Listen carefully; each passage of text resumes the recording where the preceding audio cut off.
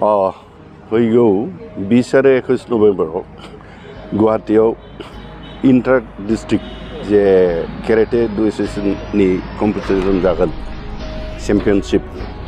बेयावबो जोंबो चिरां डिस्ट्रिक्ट हिसाबै चिरांनिफ्राय फाथायहरगोन प्लेयार विभिन्न केटागरियाव बोथ बयज एन्ड गार्ल्स दा बिनि थाखायनो बेयाव जों चिरां डिस्ट्रिक्टआवबो दिनै काजलगाव हाई स्कुलनि लांगोनायाव बे हाबाफारि सेलेक्शन हाबाफारि लानाय जादों सेलेक्शन चेम्पियनशिप दा बेयाव गिबियाव बे केरेटेया जोंनि चिरां डिस्ट्रिक्ट स्पर्ट्स एसोसिएशननि आन्डाराव गैयामोन सेपारेटलि बिथांमोना खुङोमोन गावबागाव आइडेन्टिटि सेपारेट आइडेन्टिटि दंखायोमोन किन्तु आसाम अलिम्पिक एसोसिएशननि जे गाइडलाइन बे गाइडलाइनखौ फालिनो थांनायाव दिनै जिसिबां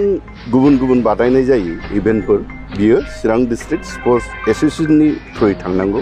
बिनि थाखायनो जोंबो बाव चिरां डिस्ट्रिक्ट एसोसिएशना दिनै बाव लोब्बा लाफानो गोनां जादोंबा जों लादों डिस्ट्रिक्ट वाइज हिसाबै नायोबा आसामाव दा बबे डिस्ट्रिक्टआ ओरैनो साबसिनै एसे मोजां जानानै दं नैबे खेत्रआव केरेटेनि बेलायाव जिहेतुके बे जोंनि एडप्टेड गोदान एखेबारे जों प्रथमबार देग्लायसो चिरां डिस्ट्रिक्ट स्पर्ट्स एसोसिएशन आन्डाराव फैदों थ' बेखौ आंनाव इसिग्राब दा मिन्थिनाय गैथ'वा बिनि बागै जोंहा बिथांमोना जायफोरा केरेटेखौ सालायबोदों चिरां डिस्ट्रिक्टजों जानानै बिथांमोना साबसिनै बुंनो हागोन मेडेलफोर लाबोनो हागोन आसा खालामो बेखौ जों आसा खालामदों चिरां डिस्ट्रिक्टनिफ्राय हयथ' प्रेक्टिसा मोजां जायाखै हयथ' गुबुन डिस्ट्रिक्टआव माबादि जादों बुंनो हाया जायनि खारना जाबाय जेबादि इन्स्टिटिउसनफ्राव बा ज'यै बादायनाय बियो कभिडनि थाखाय थांनाय 2 बोसोराव केरेटेल' नङा फुटबल होन भलि होन जिम होन गासैबो बन्द जानायनि थाखाय बेयावबो जोंनिया आंनो बिथांमोना मिथिहोदों जे प्रेक्टिसा मोजाङै जायाखै बावैसो दान 2-3नि सिगांल' बिथांमोना फोरोंनो हादों थेवब्लाबो जोंनि गथ'फ्रा जाय बिथांमोना गावबागाव प्रेक्टिस खालामदों जिहेतुके बे इन्डिभिजुवेल इभेन्ट कन्टेक्ट गेम थायोबाबो हारसिङै प्रेक्टिस खालामनोबो हायो बे गेमखौ बे हिसाबै हयथ' 2-3सो मेडेल मोनबोनो हागौ खारन फिजिकेल फिटनेसा गथ'फोरा दं जाया दिनै सेलेक्ट जानाय बिसोरखौ बबेबा केम्पफोराव दंगोन नामा ओरैनो बेथ' गुवाहाटी माबायाव जागोन बेयाव केम्पआव दोननाय जानाय नङा बेहाय गावबागाव जायगायावनो जिहेतु फोरोंग्रा दं बिथांमोना प्रेक्टिस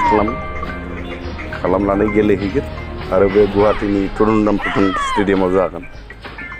आरजे बर' र'ड जेराव माने अलिम्पिक एसोसिएशननि अफिस दं बेयावनो केरेटे एसोसिएशननि अफिसाबो दं थ' बादायनाय बेयाव जाहैयो फार्स्टआवनो बड'लेण्ड काराटे एसोसिएशन नङा बियो जोङो चिरां डिस्ट्रिक्ट हिसाबै खालामनाय जादों थारमाने फैगौ जोंहा 2021 नभेम्बर मासाव गुवाहाटीयाव स्टेट लेभेल टुर्नामेन्ट जानो थांगासिनो दङ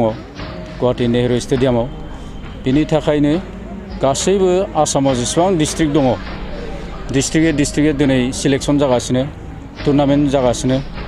बेनि थाखाय जोंनियाबो थारमाने जोङो चिरां डिस्ट्रिक्ट हिसाबै दिनै जोङो बेहाय सिलेक्शन खालामगासिनो आरो जायनिखि बेहाय देरहालांगोन फार्स्ट सेकेन्ड जायनिखि फार्स्ट आरो सेकेन्ड पजिशन मोननो हागोन बिथांमोना गुवाहाटीयाव गेलेनो थांनो मोनगोन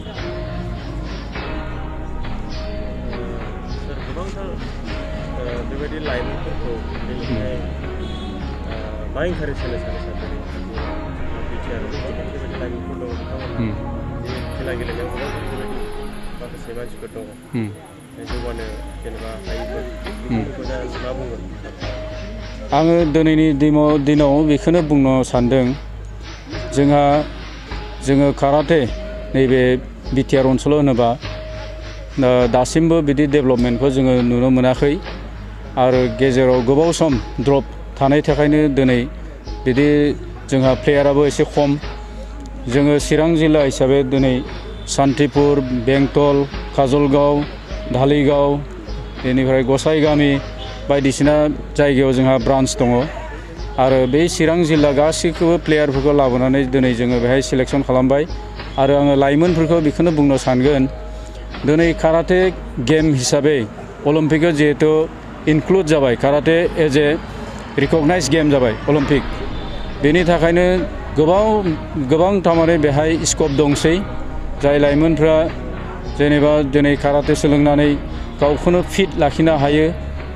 गावखौनो माने सेल्फ कन्फिडेन्स दोननो हायो मेन्टेल फिजिकेल माने फिट दोननो हायो आरो सासे प्लेयार मोजां नेशनेल इन्टारनेशनेल प्लेयार जानो थाखाय बेहाय मोजां स्कप दङ गभर्नमेन्टआबो बेखौ स्वीकृति होबाय दा आङो लाइमोनफोरनिसिम बेनो खावलायनाय थागोन नोंथांमोना बयबो नैबे काराटे गेमखौ सोलोंनांगौ दिनाव बेखौनो बुंनो सानदों जोङो काराटे नैबे बिटिआर ओनसोलाव होनोबा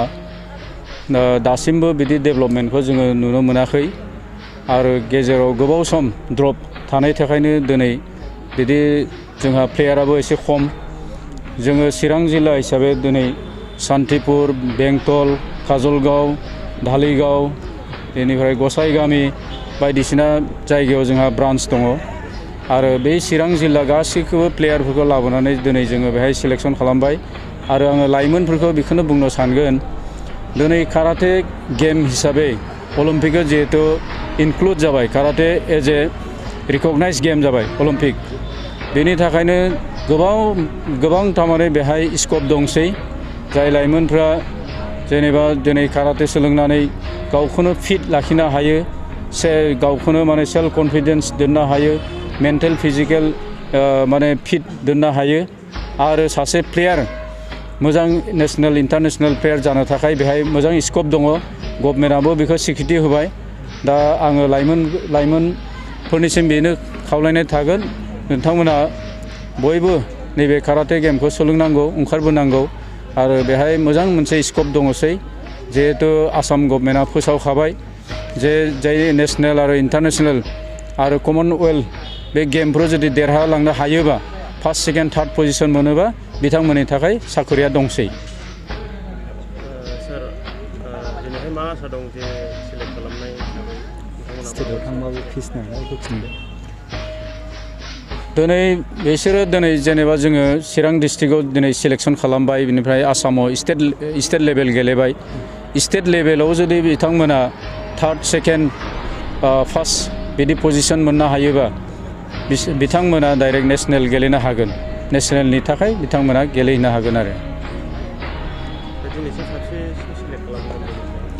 बेनिफ्राय दा बेहाय केटेगरि दङ एज हिसाबै वेट हिसाबै केटेगरि थायो बेहाय जोङो खमैयाव 12थासो बेहाय केटेगरि दङ बे केटेगरियाव सानै प्लेयार जोङो बासिनानै स्टेट लेभेलसिम लांगोन दिनै जोंहाथ' आसायाथ' दङ मोजां जोंनि गेजेराव प्लेयार ओंखारबोदों आरो दङ